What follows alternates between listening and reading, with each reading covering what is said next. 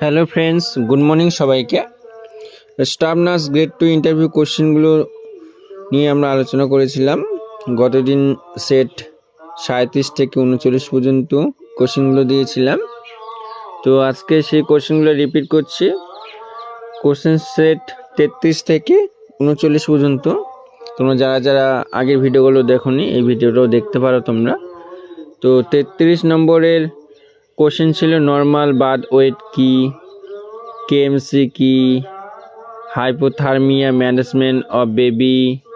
4 নম্বর question ছিল এনসিডির নাম বলো।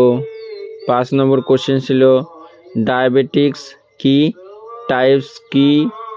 তারপরে কোশ্চেন ছিল কমপ্লিকেশনস অফ ডায়াবেটিস পেশেন্টস। তারপর মেলিনা কি, তারপর ব্লাড স্টুল